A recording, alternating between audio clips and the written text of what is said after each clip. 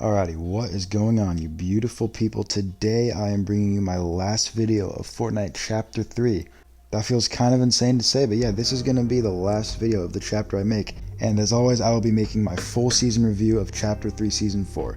And this was going to be interesting because I've done my best to sort of polish it, make it the most viewer-friendly and things, but at the same time, I think this season has been absolutely fantastic, and there's a lot to talk about. There's been some bumps and bruises, but we'll get into that. I'm not going to go on a rant like I usually do. If you guys have watched any of these before, then you know the gist of it. So yeah, without further ado, let's just go straight into my full review of Chapter 3 Season 4. This one's going to be fun. So the first thing I like to review in these season reviews is the Battle Pass. It's a thing that is very impactful to a game like Fortnite, surprisingly, yet also sort of doesn't have anything to do with the gameplay of the game, so I like to separate it and sort of go over it first, and I'd say overall we had a pretty interesting Battle Pass this season. Now, starting out, we had the Paradigm skin, which is my personal favorite skin in the Battle Pass. I think the starter style with the rainbow colors and the nice suit was a really cool addition and definitely a better tier 1 skin than we got for most of this chapter. And then her upgraded version, especially with a lot of those styles, looks absolutely fantastic. And yeah, the Paradigm skin, especially being a storyline skin, is definitely my favorite skin in this Battle Pass. Now, I didn't really like how Brie Larson was the face, but that's just my opinion. Now next up we have Bites. Bites is kind of weird because a lot of people like this skin and I think it's pretty cool. Some of the proportions are weird and his fashion is not exactly on point, but I think his hair is really nice, and the whole storyline about him being like a soldier for the nothing doesn't make a ton of sense when it's just like a random dude, and that pickaxe being the only real customizable thing this whole battle pass. We literally didn't even get a customizable tab, just some challenges. It's kind of lame because it's locked to him and the pickaxe isn't really even that cool, so I think that this skin is kind of mid, but I still do wear it every once in a while. Now next up we have the Grizz skin. Now this is a skin that I unironically think looks good, and you can think I'm weird for that, but something about the proportions mixed with the colors and sort of texture of the skin, if that makes any sense, I think makes a really satisfying look, a really clean look, and it is a little bit big, but not big enough that I feel like it blocks my screen. So yeah, overall I actually really like this skin for a meme skin.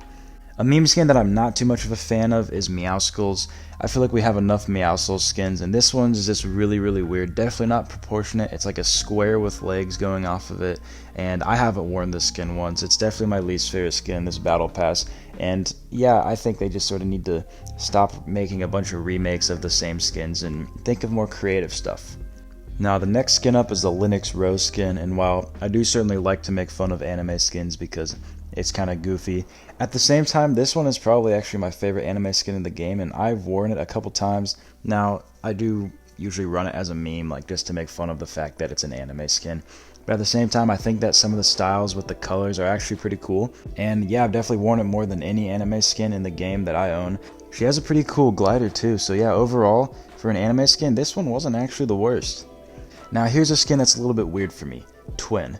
So the regular male style of Twin, when I first saw it, I thought it was going to be my favorite skin in the Battle Pass. I flipped out and thought, man, that looks so cool. The sort of coat that's not quite big enough that it necessarily covers too much of your screen, yet also makes him look like a really cool, like, tactical scout. I thought that part of him was really cool, and then I saw that he's like, I don't know, like a transvestite or something. I don't know how to like describe what happens. He puts on VR goggles and becomes a woman. That's literally it. But yeah, that, you know, female style of him I don't like. I think it's pretty cool that he can like switch to a completely different looking skin, but I don't like the female version. I do really like the male version, especially that style with like the black and whitish blue. I think that looks absolutely amazing, but I've only worn it a couple of times. I don't know, something about the proportions does throw me off a little bit, and while I did think this was going to be my favorite skin in the whole Battle Pass, I haven't worn it all that much, and that's a little bit weird to say because I thought it was absolutely fantastic at first, but yeah, it's honestly fallen off on me a little bit. His pickaxe and his backbling and his glider are still amazing. His pickaxe is definitely like a top 5 pickaxe for me, but the skin itself honestly fell off a little bit from where I thought it was at first. And now we have the famed collab tier 100 spot. Yeah, just another stupid collab for tier 100, but I actually thought the Gwen skin was pretty nice. The hood has some sort of weird proportions on it, but the fact that they actually got the genuine face of Spider-Gwen from Into the Spider-Verse, the fact that they put her face from that movie in and it looks like a one-to-one comparison is actually pretty amazing. I thought that was really cool, and yeah, overall just a really cool skin. just not for tier 100. I think the super styles fit her really well, but yeah, really cool skin, but it just definitely should not be tier 100. And the last skin in this battle pass is the Herald, and for a secret skin, this one was pretty good. I love seeing unique and original secret skins, especially when they relate to the storyline, and the Herald is, while we don't know a ton about her right now, she is a big storyline character, saying she's literally going to end this chapter by taking over the map with Chrome, I guess, even though she doesn't really look like it. The storyline of the season is a little bit weird, but yeah, I think overall she's a decent looking skin. Once again, proportions are kind of weird on her, but overall her fire style is really, really nice, and I think that it's definitely better than the last season with Indiana Jones. So yeah, that's sort of my quick rundown of the battle pass. I think this was a pretty nice battle pass overall. Some skins were a little weird, and you guys already know my opinion on the Marvel skins as the tier 100, but I'd say overall it was a pretty dang good battle pass. Now the next thing we're going to talk about in this video is the map. Now the map of this season pulled through. I think that they did a very good job giving off sort of weird, unique vibes, because this is the first time we've had like a really weird, unpredictable Fortnite season. Before the season started, I was like, Chrome? What are they going to do with Chrome on the map? It's literally like a color. Like, what are they going to do? And somehow they managed to make it work. I think the sort of gimmick of all the little balloon spots sort of moving around the map is really cool and kind of rearranging a little bit. The pirate ship moving from Lustrous Lagoon kind of made it a useless POI, but I'd say other than that, most of the POI changes were really good. Cloudy Condos is one of my favorite POIs in the game right now. Really fun for in-game battles. I really like most of the other POIs with just a little bit floating, such as Sleepy Sound and Coney Crossroads, and I just think overall a lot of the balloons and things were a really nice addition, especially for mobility, and just working those into the storyline of the season is honestly just fantastic. I think that this map had so much mobility and so much changing, and unlike last season, all of the map changes that happened like throughout the season actually felt like they had an impact and a reason, and I really enjoyed the vast majority of them. I would say one thing that they should have changed is I would have had most of the POIs like switch. So for example, almost all of the buildings, like the ice cream shop at Coney or the hotel at Sleepy Sounds, should have like completely gone across the map, and I think it would have been really cool to like rearrange the POIs and mix them together just to have a little bit extra craziness before the chapter ended. Having those vaults on the map was also really helpful, and I would say overall this was definitely one of the best maps we've had in a bit. But yeah, Grim Gables is a weird POI. I think Shifty was probably better than being replaced with like one house, but I'd say overall it's a decent POI, and then that Loot Lake house is absolutely amazing to have a little love letter to the fans. So yeah, overall really, really solid map. Now this is where it gets really fun. We're going to be talking about the loot pool. Now the loot pool this season blew my mind, because I did not think they were going to change their mind on the loot pool this chapter, because they had this sort of weird tendency to have sort of underpowered shotguns and overpowered SMGs, and that didn't really change up until this season. I dropped into my first game and I saw a suppressed SMG, which is not an overpowered SMG. I saw the lever action shotgun and the prime shotgun, which I think is a pretty good duo. And then I saw the rapid fire, my favorite SMG in the game, my second favorite gun in the entire game. And I tell you what, I flipped out. I think that this loot pool is one of the most balanced we've ever had. Now obviously, it's still missing the SCAR and the pump and things like that. But with snipers that can one-shot back, balanced shotguns and balanced SMGs, overall this was a really good loot pool. The new guns such as the Evachrome weapons, oh my gosh, that Evachrome shotgun was not very good at first, but the second they made that buff as to where they upgrade way faster, that thing became my go-to zero build weapon, and it's probably just one of the best shotguns to choose right now in the game. Very versatile. It's not always consistent, but it is decently consistent. But I do enjoy both of the new Evachrome weapons, and we haven't had like themed season weapons. I don't think this entire chapter. We had military weapons in season 2, but pretty much any gun is like a military weapon. So yeah, I think that having those season themed weapons with the gimmick of them being able to upgrade throughout the match is absolutely fantastic. Made it really, really, really entertaining. And overall, I genuinely did enjoy a lot of the changes made to the loot pool this season. The lever action shotgun I really liked at first, but now I do think it is a little bit weak, especially compared to the Prime and the Evachrome. I think that The Cobra DMR is absolutely awful, and overall the ranged game besides those snipers is a little bit iffy. Like I said, I like the Evachrome rifle, but it's not always consistent. And I will say the hammer is a pretty good gun, but once again, not consistent, and that little bit of recoil makes it so hard to hit shots with sometimes. And I think that overall, while there are certainly a couple things to work out with the loot pool, overall it is really good right now. Certainly in the most balanced and fun state we've had the entire chapter. And there's only really one gun that I have a major complaint about, and that's the goo gun. The fact that you can spray someone's box with that and get every single one of those shots through, and basically 200 to 0 them with zero way for them to prevent that happening, is really annoying. And I really hope that it's not next season, because it's starting to really tick me off. But honestly, I'll take one overpowered gun in the loot pool versus, you know, the loot pools in the past where they've been not very exciting, to say the least. I am thoroughly pleased with the loot pool this chapter, and honestly, props to Epic for making those big changes, especially for the last season of a chapter. I would totally see a gaming company just being like, okay, we're going to have a new season really soon, let's just sort of blow this off and say, okay, we're just going to stick with what we have now and then change it when the new chapter comes around. And I still do hope that we get like more OG stuff back, because we were certainly missing that this chapter. But I think this is probably the best loot pool we've had the entire chapter, and certainly one that gives me a little bit more confidence when I'm playing, that I can hit my shots with some of the guns that are more like guns that I'm used to, such as the Scar or the Pump. Now, the last major thing to go over in this video is some of the gameplay changes made this chapter. You know, every season has that one change that sort of sticks throughout the rest of the seasons, and basically is supposed to change the overall flow of the game or the battle pass or something.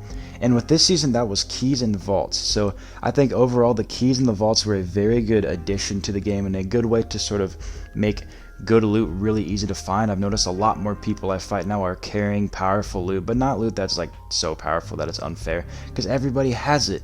The vaults around the map are very good, but now you have to rely on RNG and finding a key just randomly on the ground instead of killing like a mythic boss, which I think both of those are very good systems of doing it. But I think that keys are something that's going to continue into the next season, and I hope that it does, because I really do enjoy the addition and the sort of jokes me and my friends make when we're like mid-fight and we're like, oh my gosh, I hear a key, I gotta go get it.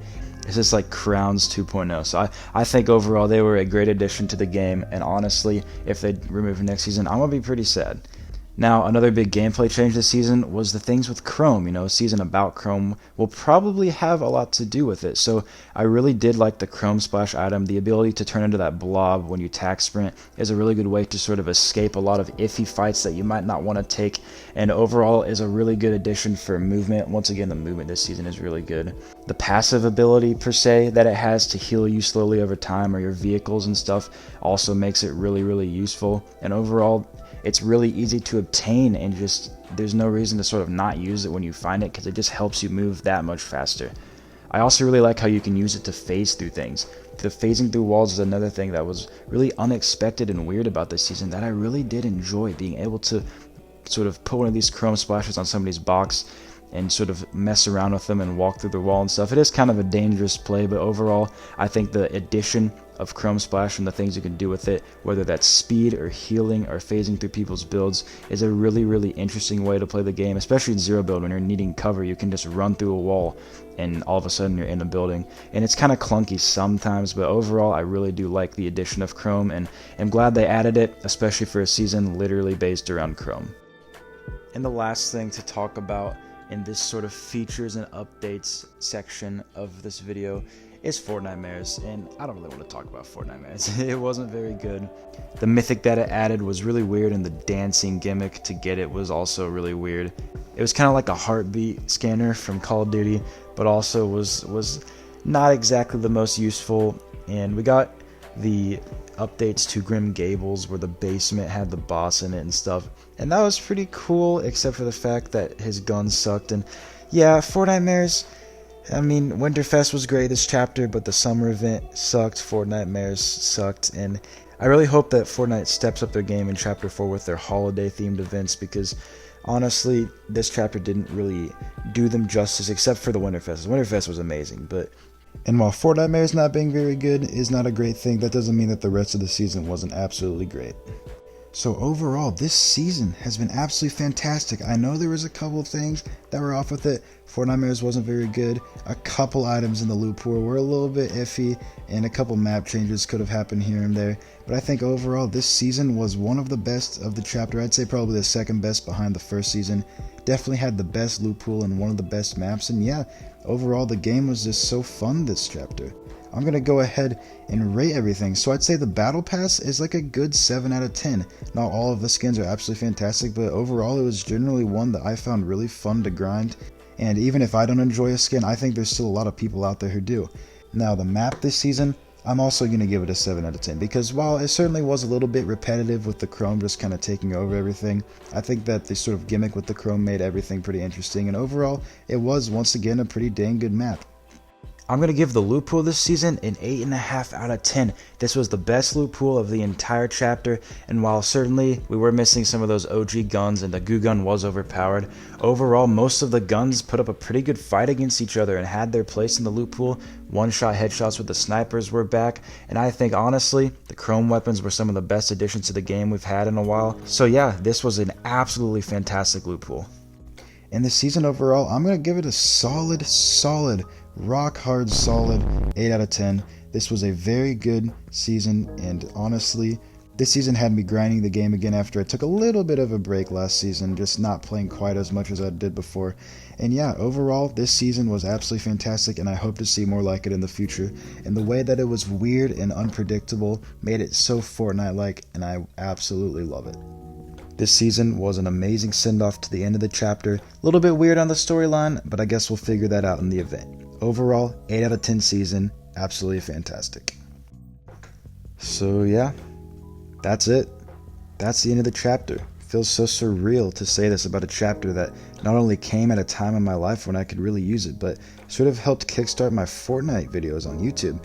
I learned so much about the game this chapter and a lot about how to make YouTube videos on this chapter. And while I certainly am not the most high quality content creator of all time, and I still have 650 subs at the time of doing this, so I'm not a big YouTuber, I certainly did enjoy my time making videos about Fortnite this chapter and becoming the anti-sweat. I don't have a theories and wants section for the next chapter and event because I made an entire video on its own about that because I knew I would have enough that it would take a good 10-15 minute video to make. So this is the end of the video, and this is my last video of Chapter 3. Thank you guys for sticking with me, not only to the end of this video, but to the end of this chapter. And hopefully Chapter 4 will somehow be as good as Chapter 3 was, which honestly is going to be hard to beat. But if we can get the pumps back, then honestly it might be GG's for this chapter. So yeah, I loved this chapter with all my heart. I almost have an emotional attachment to it because of when it came in my life and how much it helped me out. I have a bunch of videos saying thank you to this chapter and talking about the next chapter and basically sending off one of my favorite chapters of all time. Definitely better than the last chapter. So yeah, thank you Fortnite Chapter 3, thank you Season 4, and thank you guys for sticking with me through this journey, and I cannot wait to see you again in Chapter 4. This is me, K-Star9, the Anti-Sweat, signing out of Fortnite Chapter 3 at the end of my Fortnite Chapter 3 Season 4 review. Peace out. Jesus loves you. God bless y'all, and I'll see you in Chapter 4. Good luck, homies.